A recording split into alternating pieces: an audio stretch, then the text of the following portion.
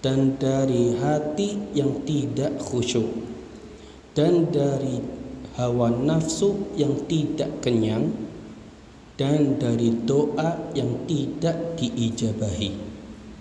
Penting banget ini. Satu nama, ya Allah, aku berlindung kepadamu dari ilmu yang tak bermanfaat, dan dari hati yang tidak khusyuk, dan dari hawa nafsu yang tidak kenyang, dan dari doa yang tidak diijabahi. Nah, ternyata Bapak Ibu, 4 hal ini juga saling berkaitan, ya, saling berkaitan. Kaitan utamanya di mana? Kaitan utamanya di hati yang tidak khusyuk. Kenapa demikian? Kalau seseorang tidak khusyuk, ilmunya tidak bermanfaat. Seperti sekarang lagi ngaji, orang khusyuk, tidak khusyuk. Setelah ngaji bisa jadi kena virus tulen. Metu ngaji terus kelalen. Loh, metu ngaji kelalen apa bagaimana mungkin bisa diamalkan? Kan begitu nggih? Sepakat? Ada orang juga khusyuk. Saking khusyuknya sampai pindah alam mimpi. Karena hatinya tidak khusyuk sehingga ilmunya tidak bermanfaat. Kemudian yang kedua, ya, suaranya tidak didengar, hatinya tidak khusyuk. Wong ngomong seikhlas apapun omongannya ora digubris, karena nggak khusyuk. Termasuk kulo, ya, saya yang menyampaikan materi penceramah, ya, dan ini juga kayaknya berdampak kepada seluruh penceramah.